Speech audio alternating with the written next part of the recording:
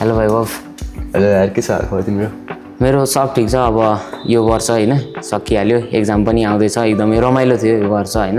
असारदेखि class सुरु भएको अनि अब यति चाँडै बित्यो। तिम्रो कस्तो छ त अब अहिले? तिमीले भनिहाल्यो, यो त रमाइलो गर्दै बित्यो, इन्ट्रेस्टिङ इयर थियो होइन। धेरै कुराहरू सिकियो, राम्रो कुराहरू सिकियो। अब होपफुली एक्जाम पनि राम्रो होस् भन्ने आशा गर्दछु।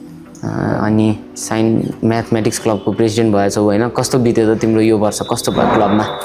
राम्रै बित्यो होइन, नयाँ कुराहरू सिक्न पाइयो होइन। आफ्नो दाइ दिदीहरूबाट कुराहरू सिकियो होइन। अब लिडरसिप पनि सिकियो अनि कसरी चाहिँ एउटा इभेन्ट कसरी अर्गनाइज गर्ने, कसरी पार्टिसिपेट गर्ने, कसरी चाहिँ पार्टिसिपेन्टहरूलाई कसरी म्यानेज गर्ने भन्ने कुराहरू सिकियो होइन।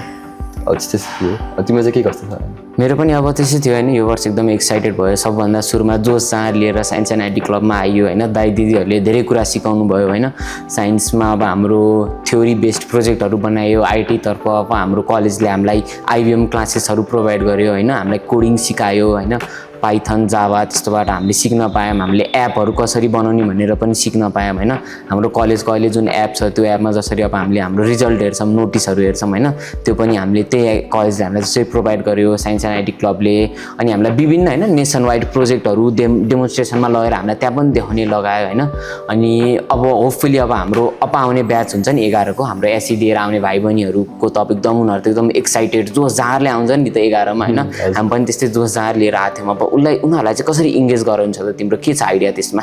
अब म्याथमेटिक्स भन्ने बित्तिकै मान्छेको दिमागमा के आउँछ भन्दाखेरि बोरिङ सब्जेक्ट होला होइन। अब त्यस्तै कुराहरू आउँछ दिमागमा। तर अब म्याथ क्लबको एम चाहिँ के हो भन्दाखेरि म्याथ चाहिँ एउटा बोरिङ पार्ट मात्र नभएको होइन, बोरिङ सब्जेक्ट मात्र नभएको होइन, it's much more than a boring subject होइन।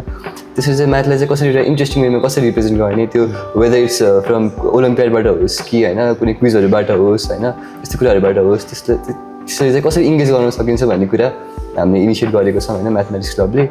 अनि अपार्ट फ्रम द्याट अब जुनियरहरूलाई चाहिँ अब जो इन्ट्रेस्टेड हुन्छ होइन तिनीहरूलाई चाहिँ म्याथमेटिक्स क्लबमा अब एज अ मेम्बर अथवा एज अ कुनै एउटा पोस्ट दिएर हामीले जोइन गराउने छौँ होइन। अनि अब विभिन्न म्याथ्सको पनि विभिन्न क्विजहरू ओलम्पियाडहरू भइरहेको हुन्छ नि त बाहिर पनि।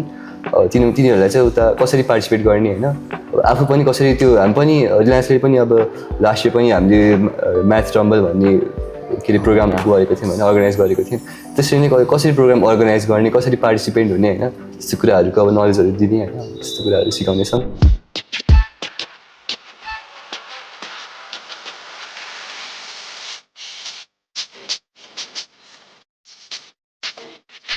तिम्रो चाहिँ के कस्तो छ? अब नआउने हाम्रो एससी दिएर आउने भाइ बहिनीहरू विद्यार्थीहरू होइन एकदमै एक्टिभ भएर आउँछन् नि त।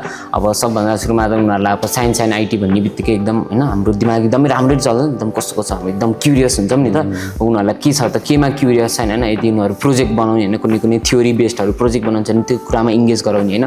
अब आइटीतिर उनीहरूलाई अब कोडिङ गर्न मन छ होइन, डेटा क्लाउड के छ तिनीहरू सबै उनीहरूलाई त्योमा हामीले इङ्गेज गऱ्यो भने उनीहरूलाई कसरी इङ्गेज गराएर कसरी एउटा फ्रेन्डली इन्भाइरोमेन्ट बनाउने नि त। म आफै पनि कलेजमा सुरुमा आउँदाखेरि कस्तो थिएँ होइन, कोहीसँग नबोल्ने, तर क्लब जोइन भइसकेपछि मैले सबैलाई चिन्न पाएँ होइन। अनि अहिले आफू नै प्रेसिडेन्ट भइसक्दा सबैजनाले चिन्ने होइन, त्यो एउटा राम्रो इन्भाइरोमेन्ट पनि भयो नि त। दाइ दिदीहरूले हामीलाई अन्त लगाउनु भयो। हामीले नि त्यसरी आउने हाम्रो जुनियरहरूलाई नि त्यसरी नै विभिन्न ठाउँहरूमा अपर्च्युनिटी दिने काम चाहिँ गर्नुपर्छ है, उनीहरूलाई इङ्गेज गराउने होइन, त्यस्तो गर्नुपर्छ। त्यो मात्र नभएर अब साइन्स एन्ड आइटी र म्याथमेटिक्स क्लब दुवैजनाले एकदम कोल्याबोरेट गरेर होइन हामीले महिनामा एक दुईवटा इभेन्ट गराएर चाहिँ एकदम त्यो आउने विद्यार्थीहरूलाई चाहिँ कलेज आउँदाखेरि एकदम त्यो फन होस् क्या। उनीहरूले पढ्नु चाहिँ पढुन् तर यस्तो क्लबको एक्टिभिटिजहरूमा पनि लागेर होइन इन्टरेक्टिभ कोर्सेसहरू गराएर होइन त्यस्तो गराउँछ। त्यसमा पनि अब रिलायन्सले पनि हाम्रो पालामा पनि गरायो, जसरी हाम्रो इयर एकदमै एक्साइटेड बबाल भयो नि, त्यसरी नै अब आउने स्टुडेन्टहरूलाई पनि त्यस्तो नै होस् भन्ने मेरो चाहना छ। त्यस्तै अब म्याथले पनि अब इन्टरेक्टिभ बनाउन सकियो होइन, डिजिटलाइज गर्न सकियो ओलम्पियाडहरूलाई। त्यसो गर्दा चाहिँ अब कोल्याबोरेसन हाम्रो राम्रै जानेछ होइन, त्यस्तो आश गर्दैछु म। कुरा भइहाल्यो होइन। अब एक्जाम पनि आउँदैछ, एक्जाम आइसक्यो हेर, अब फेल पनि हुनु त भएन होइन।